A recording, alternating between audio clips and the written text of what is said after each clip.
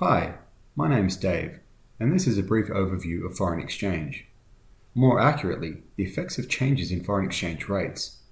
Because if foreign exchange rates didn't change, we could end this overview right now. The purpose of this video isn't to go through IAS 21 in great detail. Actually, we're not going to go through it at all. Rather, the purpose of this video is to provide an overview of what the standard is about. So why bother dealing with changes in foreign exchange rates? Yep, that question is a bit of a straw man because both you and I are aware of the underlying reasons. But to briefly step through them, firstly, world trade is increasingly global. According to the World Trade Organization, the US dollar value of world merchandise trade in 2014 was nearly $19 trillion.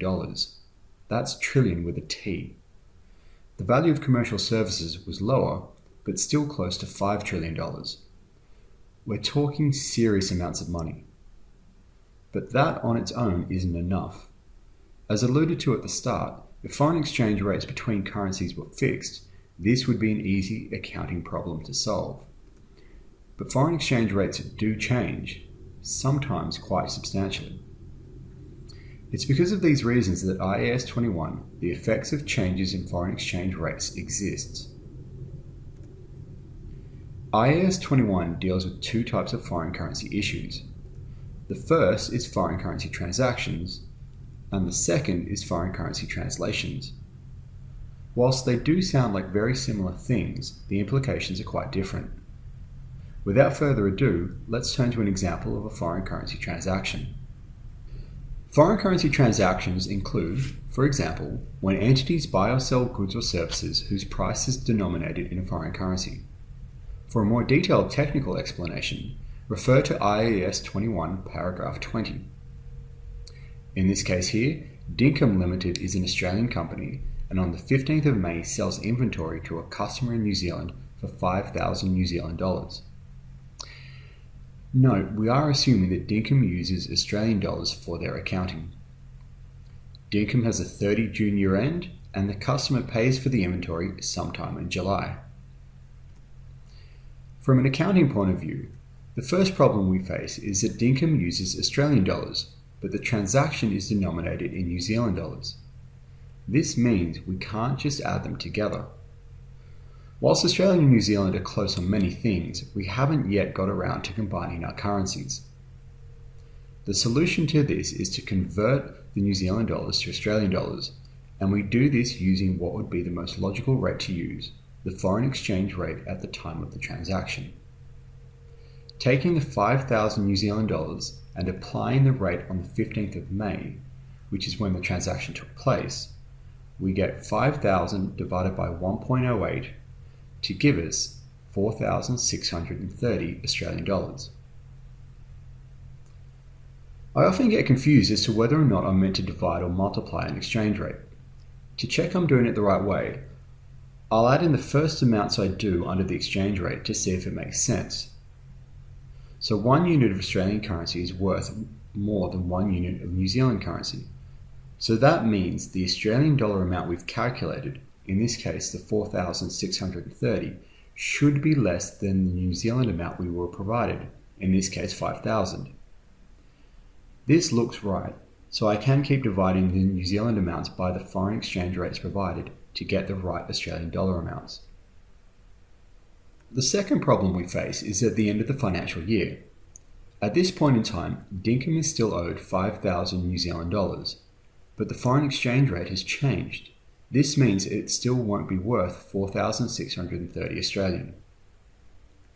To deal with this, we again convert the New Zealand dollar amount to Australian dollars using the foreign exchange rate at the end of the financial year. As an account receivable, a monetary item, and just a note here, non-monetary items may get treated slightly differently. Any profit or loss will be recognized in profit or loss. Taking the 5,000 New Zealand dollars and applying the exchange rate on the 30th of June, we get 5,000 divided by 1.12, giving us 4,464 Australian dollars. The account receivable started at 4,630 and on the 30th of June was worth $4,464. This is a drop of 166, which is recognized as a loss. And that's an overview of accounting for foreign currency transactions. Turning now to foreign currency translations. Translations are about converting, or translating if you will, the financial statements of an entity from one currency into another. For example, one company, in this case Dinkum Limited, same Australian company, is a subsidiary of Union Jack Limited, which is a UK-based group. The problem is that Union Jack uses Great British pounds to present its financial statements, whilst Dinkum Limited uses Australian dollars.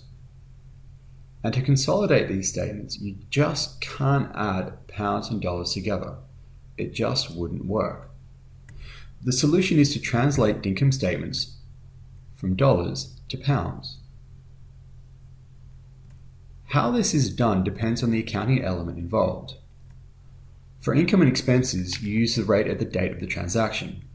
In saying that, it's often not easy or even cost-effective to use a rate on the day of every single transaction, so an average rate is allowed.